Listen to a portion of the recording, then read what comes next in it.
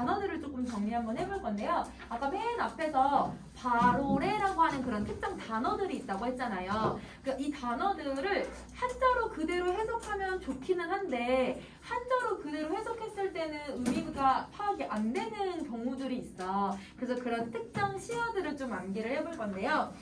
이 단어를 좀 암기를 하시면 지문 읽는 게 훨씬 더 수월해지기는 해요. 그래서 선생님은 이제 이 1학년 친구들이 2학년 올라가는 그 겨울방학 때 그래서 여러분 선생님 뭘 하냐면 이해은배 고전시가 어휘 암기 대회를 열거든요. 그래서 여러분 선생님이 어휘집을 나눠주고 그 어휘집에 있는 거 설명하면서 그걸 이제 테스트를 보는데 선생님이 상금을 좀 걸어요. 그럼 상금 걸면 친구들이 이제 돈 엄청 많이 준비해 놓으래. 그래서 자기가 이제 자기는 다 1등 할 거라고 이렇게 얘기하는데 이러면 한 명씩밖에 1등은 안 나오긴 해요. 지금 한 7년째 계속 하고는 있긴 한데 그래서 선생님이 상금을 10만 원을 걸거든요. 그래서 1등부터 차등을 이렇게 해서 쭉 주긴 하는데 이러면 이걸 하고 나면 그래도 친구들이 조금 더 시간을 좀 단축하면서 고전 시가를 이제 해석할 수 있게 되더라고요. 그러면 왜 그게 시간 단축되는지를 한번 연습을 한번 해볼 거야. 자, 봐봐. 새우가 했으니까 비라고 해석을 했을 때 여러분 사실은 비로 해석하면 얘는 의미가 파악이 안 돼요. 어떤 거냐면 가랑비거든요. 아주 가늘게 내리는 비. 그래서 여러분 장맛비는 막 세차게 내리는 비잖아요. 그러면 장마비는 무조건 여름을 나타내는데 이 가랑비는 촉촉하게 내리는 비야. 오늘 같은 비야. 얘들아 그래서 봄을 상징하는 단어야. 그래서 얘는 비로 해석하는 게 아니라 봄이라고 해석을 해야 의미가 통하게 되는 거야. 그래서 봄으로 해석을 할게요. 자, 그 다음 두 번째는 동풍인데 동쪽에서 부는 바람으로 해석하는 게 아니에요. 동쪽에서 부는 바람이 언제 부느냐가 중요해. 이게 봄에 부는 바람이야. 그래서 이것도 봄이라고 하는 단어로 해석을 할게요. 자, 세 번째. 이화는 이거 백꽃인가 보다 라고 해석해도 되지만 그냥 꽃이다 라고 해석해도 되지만 그렇게 하면 해석이 안 되는 지문들이 있거든? 그러면 얘는 백꽃으로 해석하는 게 아니라 뭘로 해석을 하냐면 이 꽃이 언제 피느냐가 중요해. 봄에 피네. 그래서 여러분 얘도 봄이라고 하는 계절을 나타내 주고요. 그리고 이 백꽃이 하얀색이야. 흰색. 그래서 여러분 흰색의 이미지를 만들어내요.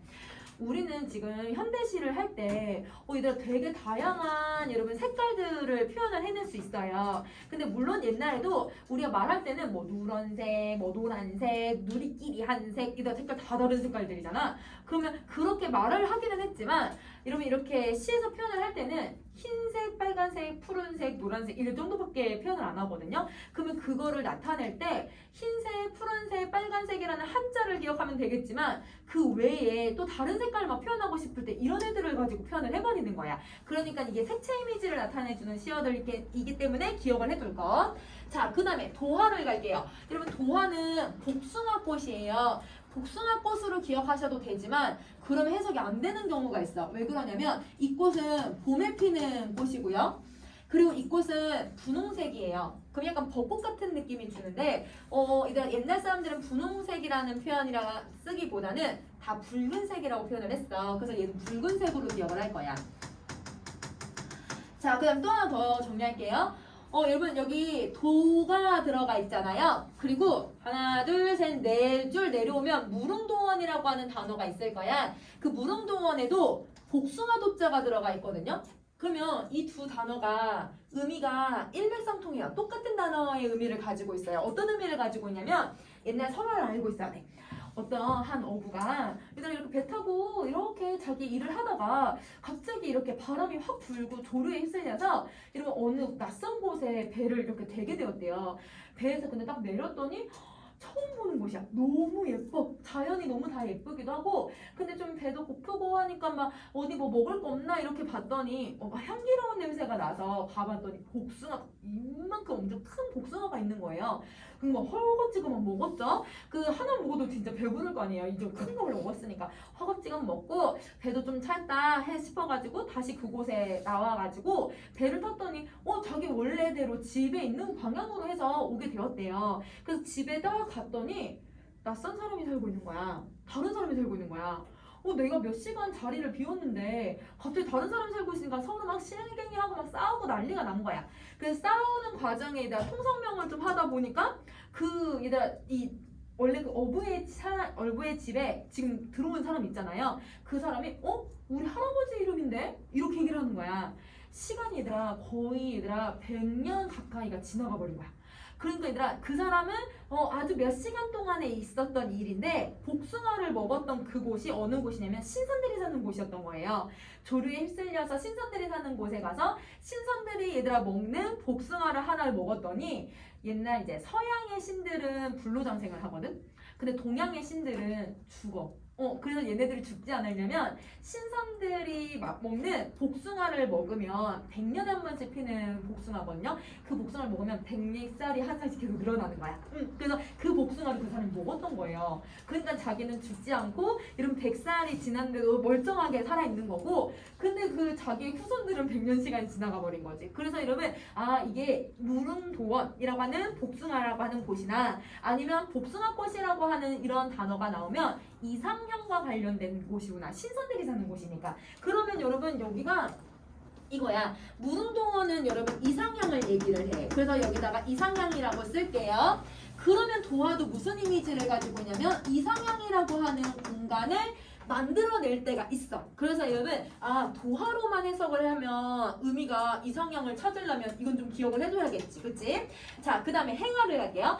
행화는 살구꽃인데요. 이 살구꽃도 봄에 피는 꽃이에요. 그래서 봄이라고 하는 단어를 기억을 합시다.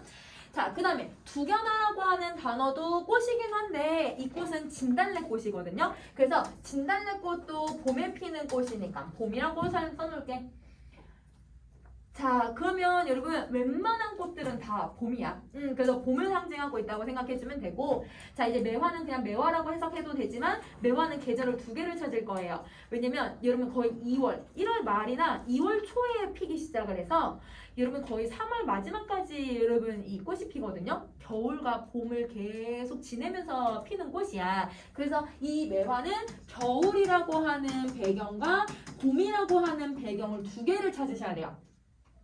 근데 이것만 찾을 게 아니라 우리 저번에도 한번 했지만 매단, 국주 여러분 사군자에 해당하니까 지조절개라고 해석을 해야겠다. 그래서 얘는 지조라고도 딱 하나 더 써줄게.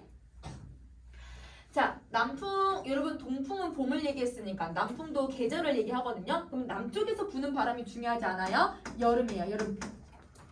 여름. 그러면 참고로 서쪽에서 부는 바람은 계절이 언제가? 서쪽은 이거는 가을. 그러면 북풍은 이거는 겨울. 왜냐면 북서풍이 분다고 하면 대부분 겨울에서 오는 시베리아 이 기단 내려오는 거잖아. 그래서 고전시가에서 서풍은 가을을 나타내고 북풍은 고전시가에서 겨울이라고 하는 배경을 상징해요. 그래서 동서남북이 각각 계절을 나타내고 있으니까 좀 기억을 해주면 좋겠지. 자, 그 다음에 부용 보시면요. 얘들아, 부용 두 글자 위에다가 다 얘들아 뿔처럼 생긴 애들 있는 거 보이니? 아까 선생님이 이렇게 뿔처럼 생긴 애들이 있으면 여러분 이거 뭘로 해석하라고 했어요? 그냥 얘들아 식물이라고 해석하라고 했잖아요. 식물로 기억하시면 되는데 이게 연꽃이거든요. 연꽃이 식물이잖아. 그치? 연꽃인데 얘들아 이거는 여러분 뭘 나타내고 있냐면 여름을 나타내. 왜냐면 이 부용이라고 하는 꽃은 여름에 피거든요. 자, 그 다음에 이제 녹음을 갑시다. 여러분 녹음은 나무가 이렇게 있으면요. 나무 밑에 생기는 그늘이 생기잖아요. 그 그늘을 녹음이라고 해요. 그럼 여기서 그늘을 쓰는 게 아니라 어느 계절에 이 그늘이 가장 크게 그늘이 만들어질까? 봄, 여름, 가을, 겨울 중에 여름이겠지. 왜냐면 이 이파리가 더 무성하게 막 자라잖아요. 그러니까 얘들아 이 그늘이 더 크게 생기는 거야. 그러니까 이 녹음은 여러분 고전시가에서 여름을 상징해요. 그러니까 그늘로 해석하는 게 아니야. 자, 그 다음에 서리는 그러면 뭘로 해석을 하냐면 아까 얘기했듯이 가을.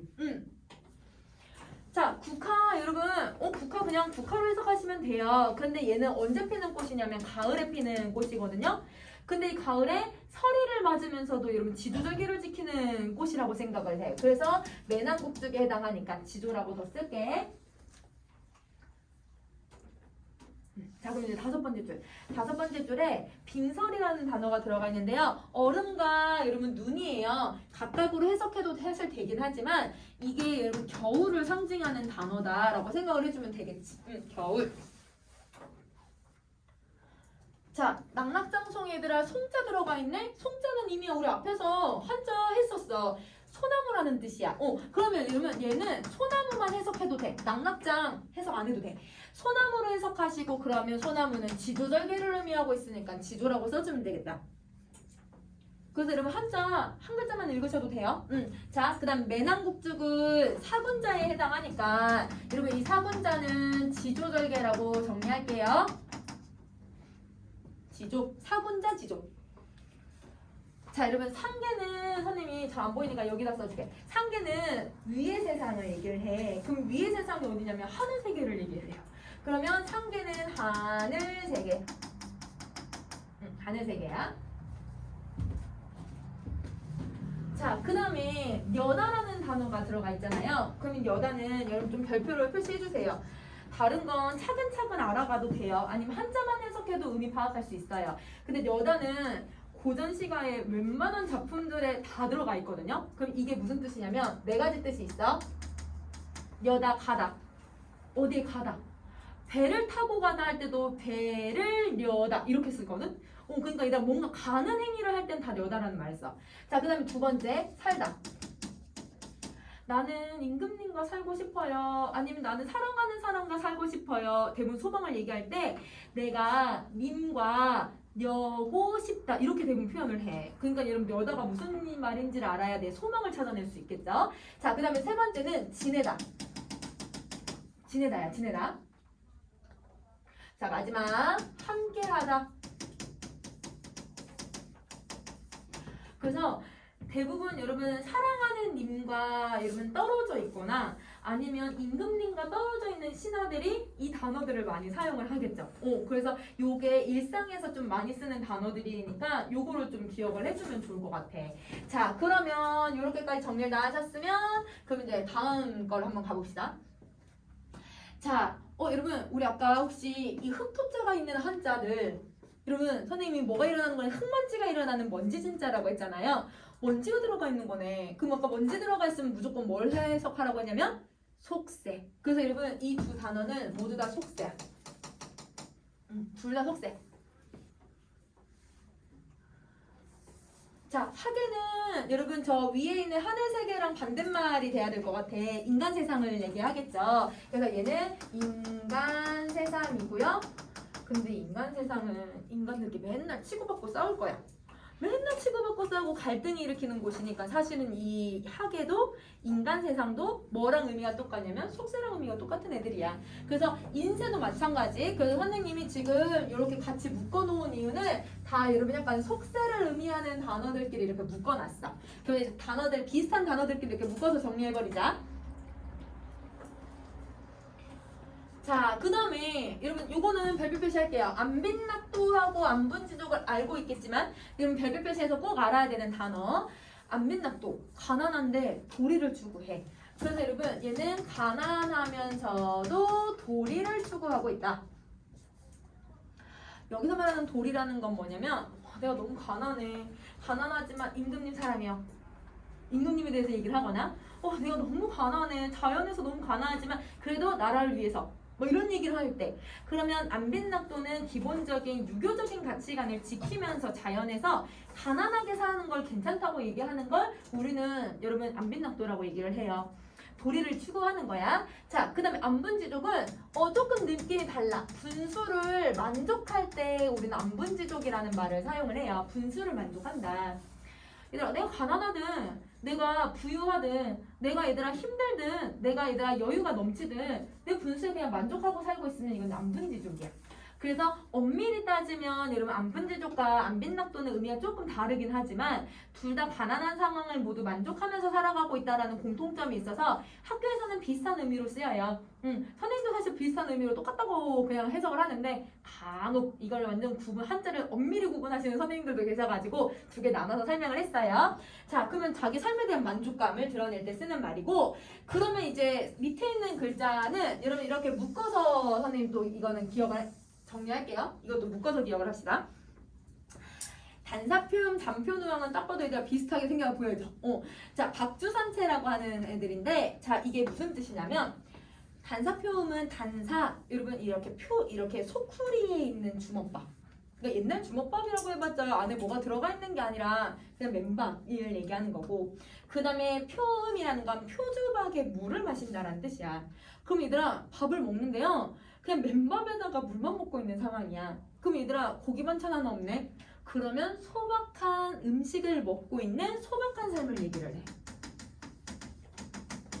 그러면 고기 반찬이 없잖아요? 그럼 무조건 소박한 삶이에요. 근데 이 소박한 삶이 가난이랑은 달라. 이거는 긍정적으로 내가 조금 깨끗하고 청렴하게 살아가려고 하는 모습을 얘기를 해. 사대부들이 내가 막 비싼 음식 먹고 내가 부유하게 살 거야 이게 아니라, 가난하게 산다라고 하는 게 진짜 가난이 아니라 그냥 평민들을 위해서 청렴하고 맑고 깨끗하게 살아가야지 이렇게 얘기하는 거야. 그럼 박주 산채도 똑같은 의미라고 했으니까 어떤 의미냐면 박주, 싸구려 술, 그 다음에 산채 이러면 채소 반찬, 채소에 그냥 안주 삼아서 술 마신다 라는 뜻이거든. 여기도 고기 반찬이 있어요 없어요? 고기 반찬 없죠? 그럼 일단 고기 반찬 없으면 소박한 삶이라고 생각해주면 돼. 자, 그럼 얘는 이렇게 정리하시고, 자, 여러분 해다를 보는데 우리 혹시 별의 는 밤이라는 작품에 썼던 거 기억나니? 해다가 뭐냐면 얘들아 생각하다라는 뜻이었어요. 그러면 여러분 이 단어가 여기에서 왔어. 해다, 해. 해다, 해음. 자, 그럼 여러분 여기서 조금 파생되는 단어를 조금 정리 한번 해볼 건데, 햄, 어예이 햄, 해음, 햄가림. 얘네들은 다 명사거든요. 여기에서 나온 명사예요. 생각이에요, 생각. 해음, 생가림, 생각이라는 뜻이야. 그래서 여러분 단어가 파생되고 있는 것들도 좀 기억을 하면 좀 우리가 이제 생각하는 태도가 성찰적 태도니까 성찰적 태도 찾기에는 좀 쉬울 것 같아. 왜냐면 옛날에는 생각하다라는 말을 잘 안 썼거든. 그래서 이걸 좀 기억을 하자. 자, 그 다음에 물알체를 보시는데 여러분 선생님이 아까 이 물자 했던 것 같아. 맨 한자에서 맨 마지막에 나왔던 단어인데요. 그거 무슨 걸로 해석하라고 했냐면 대상으로 해석하라고 했거든요. 그러면 여러분 대상과 나야. 그러면 하자가 일체 하나가 된다라는 뜻이에요. 그러면 어떤 대상하고 하자하고 얘들아 뭔가 말을 주고받거나, 아니면 여러분 자연물 백구가 갈매기인데요, 갈매기랑 나랑 같이 놀러가자 막 이렇게 얘기하고 있거나, 아니면 여러분 자연이랑 나랑 우리 같이 즐겁게 살자, 그걸 집을 짓고 내 친구 삼고 막 이렇게 얘기를 하고 있으면 물화일체 사상이 들어간다. 자연을 하나처럼 생각을 하는 거거든요. 자, 그 다음에 이제 비니무원을 갈게요. 비니무원은 여러분 가난이야. 가난은 이런 원망하지 않는다 라는 뜻이에요. 그러면 내가 뭔가 좀 부족하고 뭔가 여유가 없으면 여러분 다 그런 건 아니지만 뭔가 신세한탄도 할 수도 있는 거고, 내가 돈이 없으니까 뭔가 내가 왜 그럴까 막 이렇게 걱정도 할 수도 있는데 그런 거를 안 한대. 그런 원망을 안 한대. 그러면 자기가 가난한 걸 그냥 받아들면서 살고 있는 거잖아. 자기 분수 그냥 만족하는 거네. 그러면 이거 무슨 단어랑 그럼 의미가 비슷해요? 자기 분수랑 만족하는 거니까 안분지족이랑 똑같은 말인 거네. 그래서 비니무원하고 안분지족은 똑같아요. 그래서 요거가 의미가 똑같은 단어. 자, 이제 두 줄 남았어 얘들아. 밑에서 이런 두 번째 줄 갈게요. 연하가 안개와 노을이라는 뜻이에요. 그럼 안개, 노을은 자연물 두 개잖아. 그럼 선생님 자연물 두 개가 들어가면 뭐라고 해석하기로 했어? 자연, 그치? 자연에서 고질병을 얻다. 우리 고질병은 병이 계속 만성화가 되는 걸 고질병이라고 하잖아요. 병을 얻고 있대. 그 말이 무슨 말이냐면 자연을 너무 사랑해서 생기는 병을 우리는 연하고질이라고 해요. 이거 부정적인 말일까? 자연 너무 사랑한다고 했으니까 약간 이런 표현이야. 너무 좋아서 미칠 것 같아.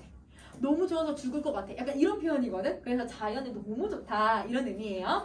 자, 그러면 여기까지 정리하셨으면 이제 오상고절, 세항고절을 보시는데요. 오상고절하고 세항고절에 공통으로 들어간 단어 두 개 있죠. 고하고 절이 들어가 있어요. 그죠? 근데 우리 고는 안 배운 한자야. 그러면 여러분 절은 배운 한자들이거든.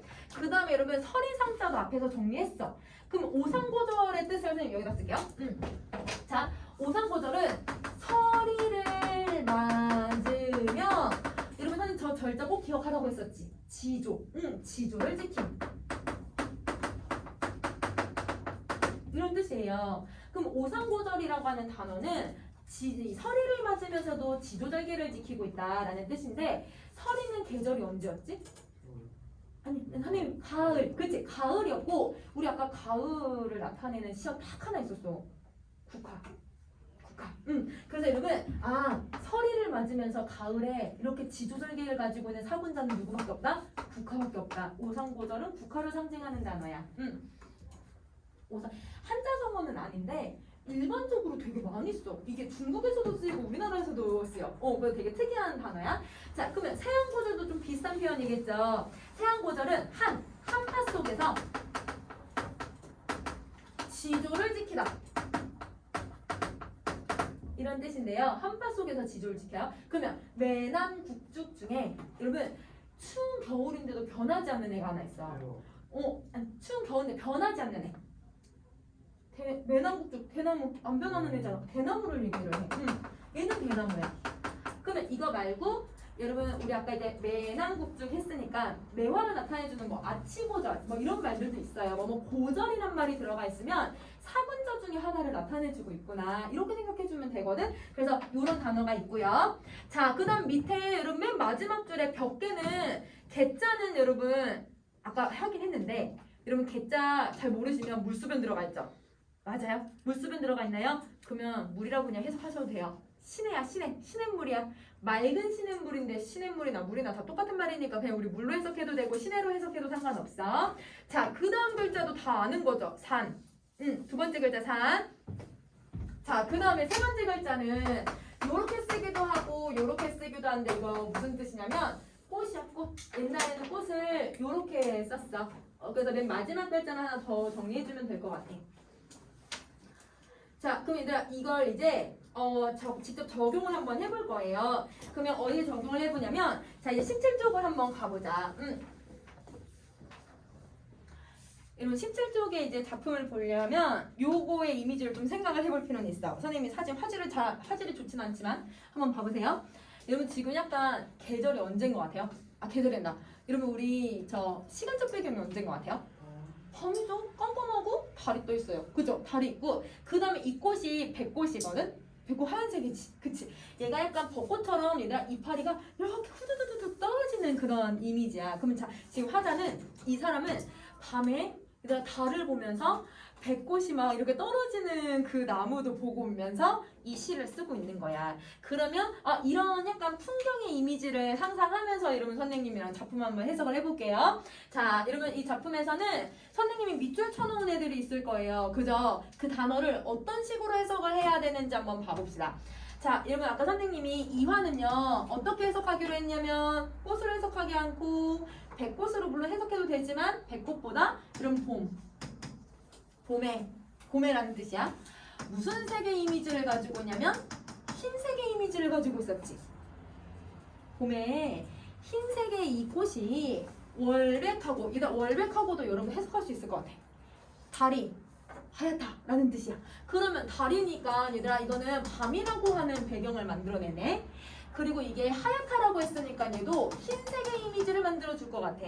그러면 여러분 이화하고 월백이라고 하는 이 단어를 통해서 아까 그림에 달도 하얀색이었고 얘가 꽃도 하얀색이었잖아요. 약간 색채 이미지를 많이 쓰려고 하나 보다.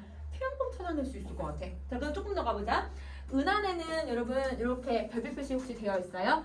그러면 이런 별표 표시가 되어 있으면 학교 선생님이나 아니면 출제자들이 여러분한테 뜻풀이를 해줘요. 그럼 대부분 맨 마지막에 나오는데 선생님 일부러 지웠거든? 그럼 선생님이 해석해주려고 일부러 지웠어.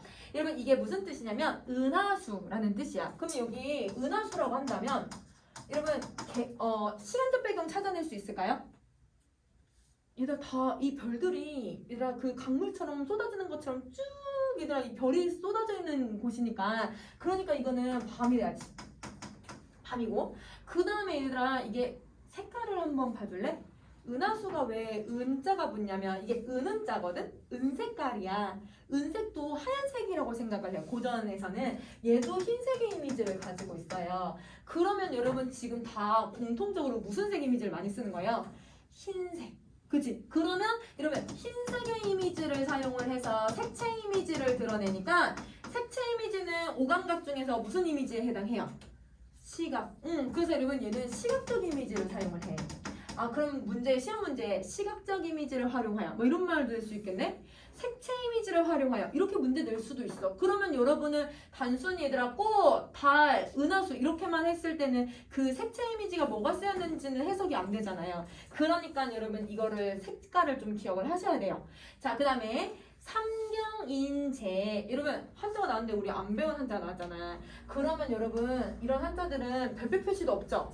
안 배웠죠? 그러면 안 해석하셔도 돼요. 해석 안 해도 돼. 해석하지 말고 넘어가 보자. 자, 근데 쟤는 선생님이 밑줄 그어놨어. 이거는 여러분이 꼭 알아야 되는 단어인데요. 때예요, 때. 그 시간을 나타낼 때 얘를 많이 쓰겠다. 밥 먹을 채, 아니면 겨울일 채 이런 식으로 쓰는 거거든, 옛날에. 그래서 때라는 뜻이에요. 자, 그러면 지금 이게 우리 초장을 해석을 해봤는데 근데 선생님이 삼경의 뜻을 조금 해석을 해볼게. 굳이 얘를 해석할 필요가 있나? 라고 하는 걸 한번 적용을 해보자. 삼경은요. 밤 11시부터 1시를 삼경이라고 해요. 굳이 여러분 해석할 필요가 있었니? 아니지. 그치? 왜냐면 달하고 은하수만 해석할 수 있었으면 삼경 몰라도 돼. 그치? 그래서 이런 한자들이 나왔을 때 모르는 한자들은 해석 안 하셔도 돼요. 자, 그 다음에 이제 중장 갑시다. 자, 일지춘심에서 아는 한자들이 있으면 해석 다 해주시면 되지만 우리 아까 선생님이랑 정리했던 한자들만 골라봅시다. 이러면 춘, 봄춘. 그럼 봄이라고 하는 계절 나왔으니까 그럼 심도 해석을 해버리자.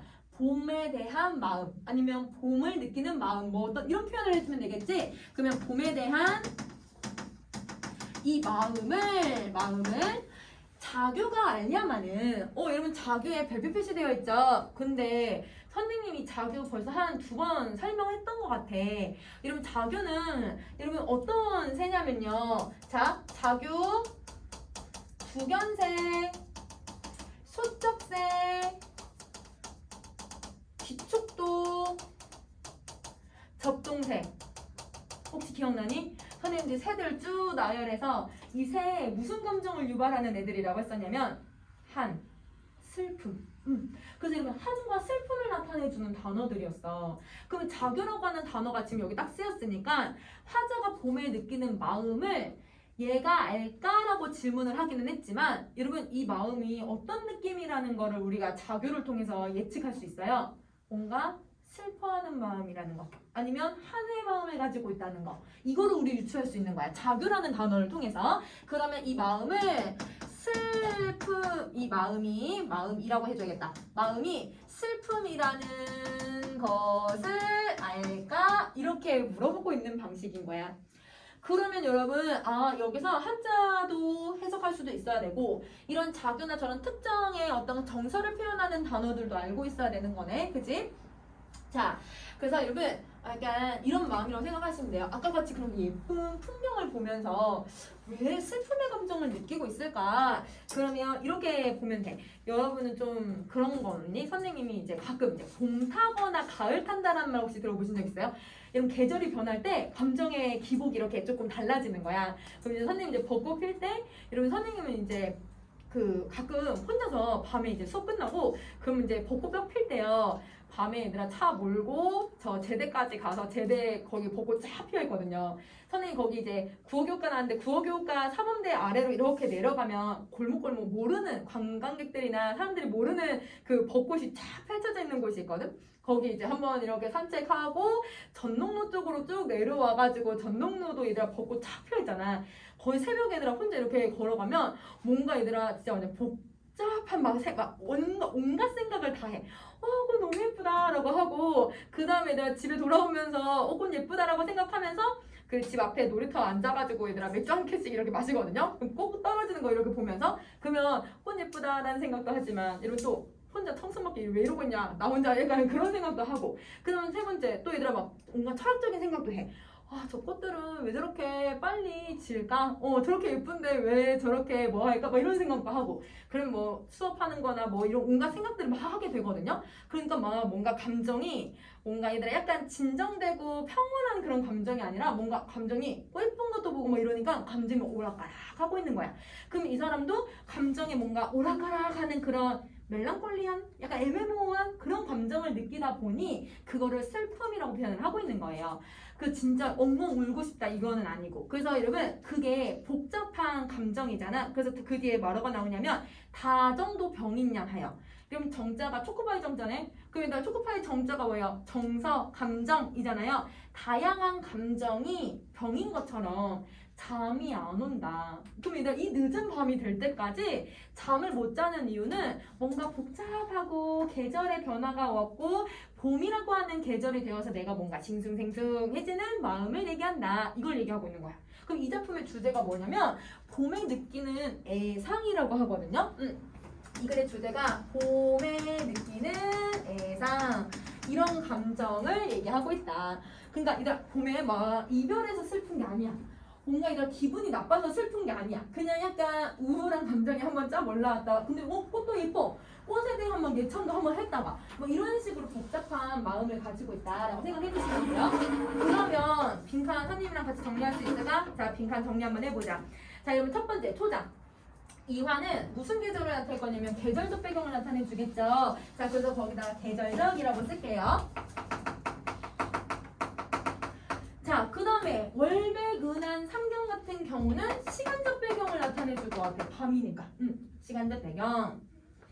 자, 그 다음에 중장 갈게요. 자, 자규는 화자의 어떤 정서를 두드러지게 나타내냐면 한이라고 하는 걸 드러내잖아요. 그죠? 그 한을 통해서 여러분 무슨 정서라는 걸 우리는 알 수 있냐면 슬픈 정서라는 것을 알 수 있어.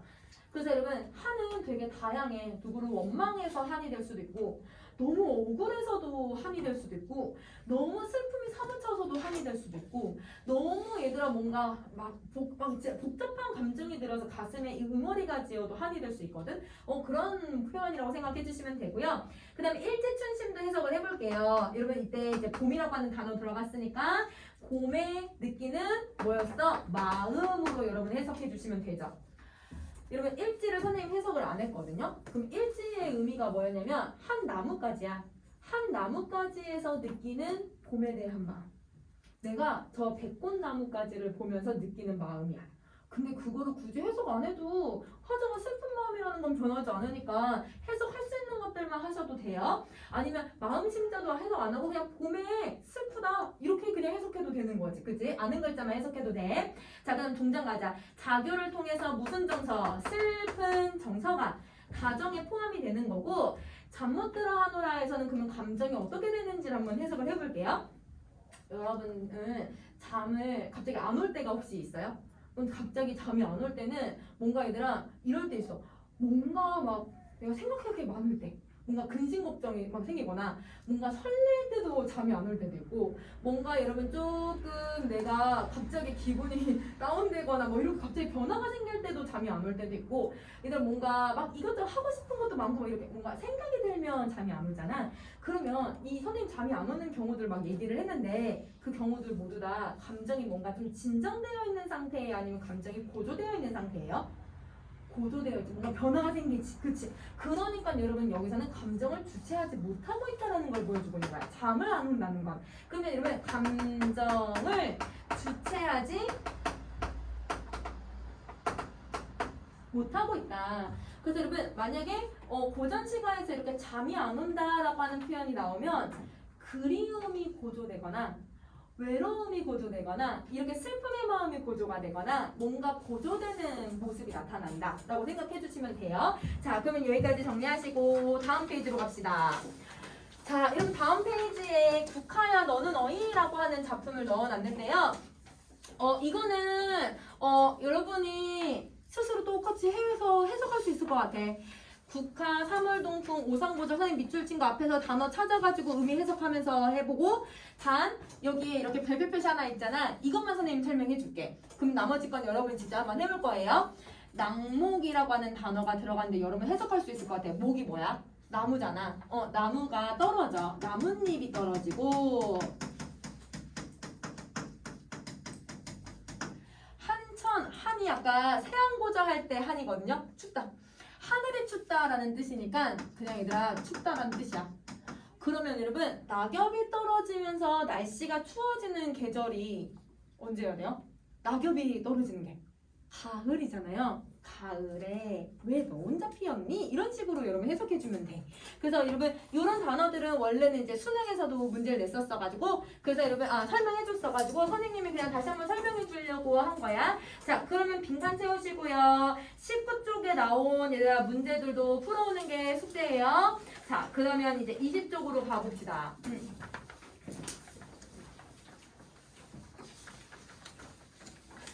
자, 여러분 이제 고전시가를 읽는 방법을 정리 한번 해볼 건데요.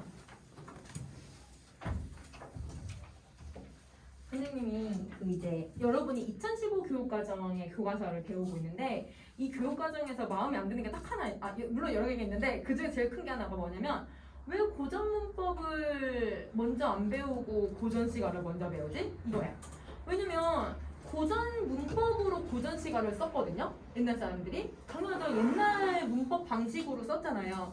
그러면 고전 문법을 우리가 알아야 읽을 수도 있고 해석할 수도 있는데 그걸 모르는 상태로 고전 시가를 여러분한테 시험 문제를 내니까 당연히 여러분이 해석이 돼야 안 돼요. 안 되죠. 어려워요. 그러니까 고전 문법을 좀 배우고 나면 그럼 고전 시가를 이해하는데 훨씬 더 수월해지거든.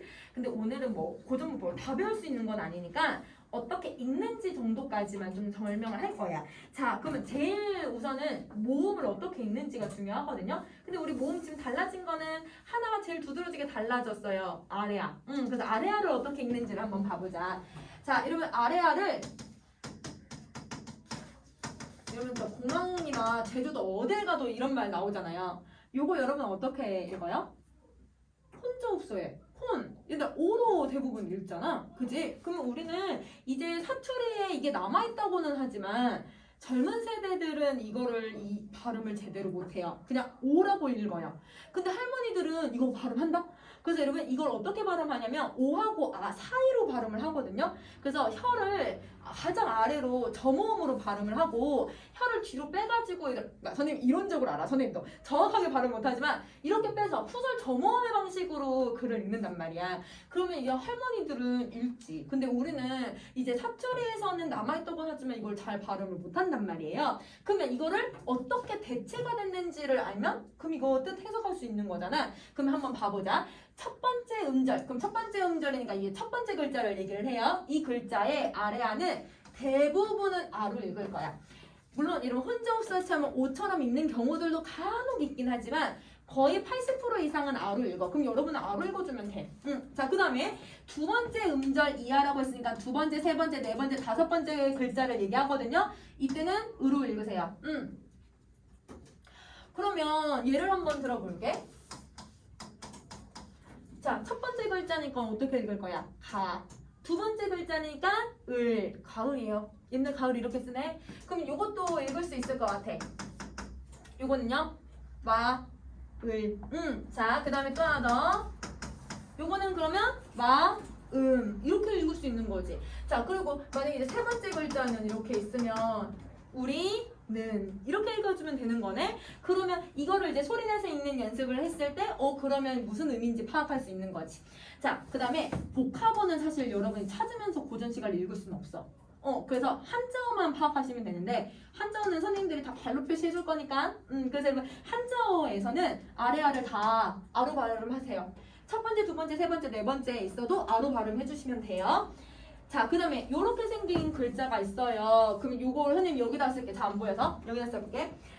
저렇게 생긴 글자를 옛날에 어떻게 썼냐면 이렇게 글자를 썼어. 이게 어떻게 읽어야 되는지를 알아야 이 뜻을 해석할 수 있겠지. 자, 여러분 아까 아래아는 웬만하면 다 아로 읽으면 되거든요. 그러면 자, 아로 먼저 아래아를 바꾸시고 여기 기존에 이 있죠? 그러면 이를 넣을게요. 멍멍개네. 멍멍개를 이렇게 썼어. 그러면 이 아래아랑 이가 나타나면 에라고 읽으면 되는구나. 이렇게 생각하면 돼. 그러면 이게 아래아를 읽는 방법이에요. 그럼 이제 자음을 읽는 방법도 한번 해봅시다. 이거 정리하셨어요? 자, 그러면 아래아를 읽는 방법까지 했으니까 우리 이제 다음을 읽는 방법을 한번 정리해 봅시다.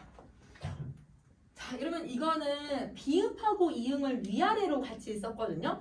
이런 글자를 우리는 뭐라고 하냐면 순경은 비읍이라고 해요. 순경은 비읍. 선생님도 이론으로는 알아. 근데 정확하게 발음은 못하는데 이게 강원도 사투리에 일부 좀 남아있대요. 그러니까 강원도 전체 남아있는 건 아니고 강원도 사투리에 일부 남아있는데 어떨 때 이걸 좀 표현을 쓰냐면 추워라고 우리 대부분 얘기하잖아. 근데 그 사투리에서 좀 이런 표현을 쓴대. 아이고 추브라. 추브라 할 때 얘들아 약간 비읍 발음이 조금 들렸니? 아이고 추브라. 얘들아 이렇게 발음할 때 쓰는 순경은 비읍이야. 그래서 우리는 비읍을 발음할 때 입술을 이렇게 부딪히면서 소리를 내잖아요. 근데 얘는 어떻게 하냐면 입술을 최대한 붙이지 않고 비읍 발음을 해. 약간 이렇게 소리를 내는 애들이거든. 그래서 얘는 우리 지금 어떻게 바뀌었는지를 좀 이해해주면 좋을 것 같은데 오로 바뀌기도 했고요. 혹은 우로 바뀌기도 했고요. 없어지기도 해요. 그러면 어떨 때 오로 발음하고 어떨 때 우로 발음하고 어떨 때 없어지는지를 구분을 해야겠다. 자, 그러면 여기다 정리를 한번 해볼게.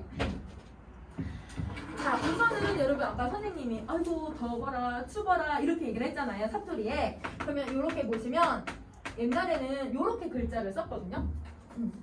순경 비읍에다가 어를 써요. 그러면 얘가 지금 현대국어에서는 어떻게 되냐면 추는 그대로 쓰이고 이러면 얘가 이렇게 써요. 그러면 여러분 순경은 비읍이 뭘로 바뀌고 있는 거야? 우로 바뀌었지. 그치? 얘가 요렇게 바뀌었다? 우로 바뀌었잖아. 원래 어원에 있었으니까. 그러면 우로 바뀌는 경우고요. 또 이렇게도 써요. 옛날에는 요렇게도 글자를 썼네요. 그러면 이렇게 글자를 쓰면 여러분 이거 어떻게 읽어주는데 도와야 도와. 응. 내가 도와주다 할 때 얘는 이렇게 써. 그러면 얘는 오로 바뀌고 있네요. 응? 자, 하나 더. 그렇게 쉽게 생각하지 마라고 할 때 그렇게 쉬이 생각하지 마라고 하는 현대국어가 있거든. 그럼 얘가 어떻게 읽고냐면 수이야. 수이. 여러분 우리 초성이 이응 음가 있어요 없어요? 음가 없고 의문이 아니잖아요. 그럼 얘가 의문이 아니면 얘 어디 갔어? 없어졌네. 소실된 거네. 그래서 얘는 없어진 거야. 얘는 없어진 거. 자, 그러면 어떨 때 우가 되고 어떨 때 오가 되고 어떨 때는 없어지는지를 구분할 수 있어야 될 것 같아. 그래야 우리가 맞게 해석을 할 수 있잖아요. 자, 어떨 때 이렇게 되냐면요. 자, 얘는요. 그 다음에 우, 그 다음에 얘네들끼리 결합되어 있으면 여러분 우로 바뀌어요. 그래서 지금 추할 때 우어가 들어가 있으니까 우로 바뀐 거야. 우어가 들어가 있으니까. 그지? 자, 그 다음에 아래아가 들어가 있으면 여러분 이건 오로 바뀌어요. 그래서 오아 들어가 있지? 그러니까 아래아로 바뀌어. 자, 그 다음에 여기는 뒤에 이가 들어가 있잖아요. 이가 들어가 있으면 여러분 얘는 없어져요. 그러면 이런 모음들을 우리는 어떤 모음들이라고 하냐면 어하고 우하고 은은 좀 크고 둔탁하고 느낌이 좀 거친 느낌을 주는 모음들이어서 이 모음들을 우리는 음성 모음이라고 얘기를 해요. 음성 모음. 자, 근데 오나, 아나, 아래아는 약간 경쾌하고 작고 귀엽고 예쁘게 표현을 해. 그래서 얘는 양성 모음이라고 할 거야. 양성 모음. 그러면 이는요, 여러분 이 양성에도 어울릴 수 있고 음성에도 어울릴 수 있는 중성 모음이에요. 그래서 얘는 중성 모음이다. 그러면 모음이 어떻게 쓰였는지에 따라서 순경음 비율이 다르게 바뀌고 있는 거네. 자, 그러면 비슷한 성질들끼리 같이 쓰는 거잖아요.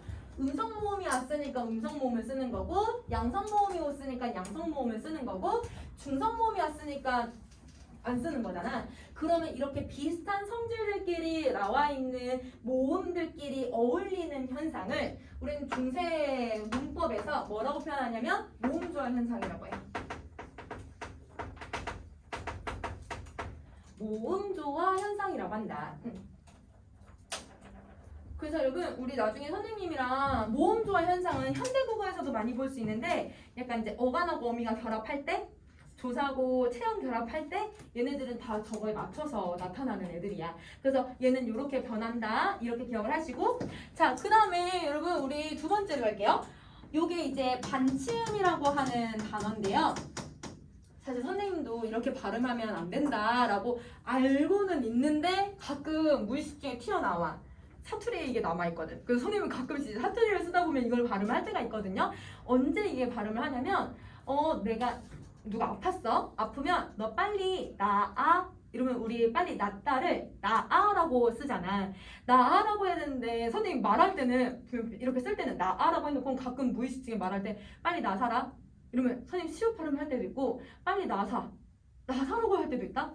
집을 짓다인데 얘들아 지어라고 쓰잖아요. 집을 지서서 이러면 선생님 시옷 발음을 해버리죠. 원래 시옷 발음 하면 안 되거든요. 시옷 발음을 선생님이 하고 있네. 시옷 발음이 진짜 시옷이 아니라 저 반치음이야. 반치음에서 온 애예요. 그럼 이 반치음은 어떻게 지금 소리가 나야 되냐면 없어져야 돼. 자, 예를 들어 볼게. 집을 옛날에는 아까처럼 지서 이렇게 했던 애가 얘는 지금 우리 집을 지어라고 하잖아. 이러면 초성에 이응 음가 있어요 없어요? 음가 없어요. 그쵸? 그래서 여기 음가가 이렇게 없으니까 반치음 사라진 거네. 그러면 아까 선생님이 아까 예시들 몇 개 좀 적었었는데 그거의 원래 원형이 누구였냐면 이거든요. 가을을 저렇게 썼어요. 그럼 여러분 딱 저걸 보는 순간 어떻게 읽어야 되면 그냥 바로 가을이라고 읽어야 돼. 이 반침 없어질 거니까. 그 다음 마음도 옛날에는 이렇게 쓴 게 아니라 이렇게 썼어. 마음 그대로 읽어야 돼. 마을도 원래는 이렇게 썼어요. 그러면 다 반침이 있던 애들이었으니까 반침 없애서 발음을 해줘야 된다. 자, 그 다음에 요거는 여러분 꼭다리가 이렇게 달려있는 이응이야. 옛날에 썼던 이응이라고 해서 예비응이라고 해요. 그럼 이 예비응은 여러분 어떤 애로 바뀌냐면 그냥 이응으로 바꿔서 발음해주시면 돼요. 자, 어떻게 발음하는지 봐봐. 여러분 이제 옛날에는 저는 과정에서 좀 쓰긴 했지만 얘들아 세종 할 때 내가 저렇게 썼거든. 우리 읽을 때 어떻게 읽어 지금? 세종 그대로 읽잖아. 그래서 여러분 예비응은 이응으로 바뀌고 있구나. 이응으로 바뀌고 있구나. 이렇게 생각해 주시면 돼요. 자, 이것까지 선이 4번까지 하게. 4번은 여러분 여기 약간 히읗이 되다만 히읗같이 생겼잖아. 그래서 얘를 여린 히읗이라고 해요. 여린 히읗. 그러면 여린 히읗은요 지금 안 써요. 없어졌어.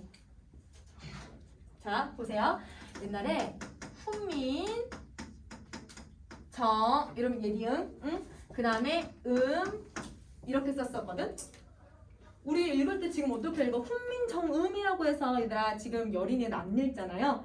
안 읽어도 돼. 안 읽어야 돼. 그래서 얘는 안 읽는다. 그러면 여러분 이런 식으로 얘네들이 나왔을 때 안 읽는 연습들 혹은 어떻게 바뀌는지를 계속 익숙하게 해주면 고전시가 읽는 거 되게 수월하게 읽을 수 있어. 요거는 선생님 다음 시간에 이어서 좀 더 할 거야. 그래서 여러분 숙제는 어디까지예요? 19쪽이고 이번 주는 얘들 선생님 좀 암기할 게 많아. 그러니까 조금 공부 좀 많이 해오시고 여러분 시간표 안 된 친구들은 선생님 시간표 주세요.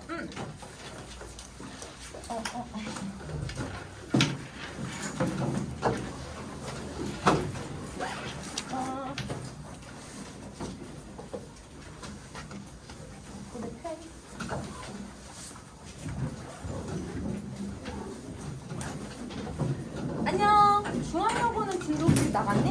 학교에서? 진도 아직 안 나갔니? 뭐 나갔어요? 1등은 나갔어요? 알겠어요. 친구는 어디 나갔어? 진도 아직 안 나갔어? 응. 다 나갔어? 뭐 나갔어? 아직 안 나갔어? 오케이. 뭐 이거 해. 이거는 바꿔줘. 이거는 선생님 다음 시간 다시 알려줄게. 결제해줄게. 아니야, 다 다음 주. 다 다음 주. 안녕.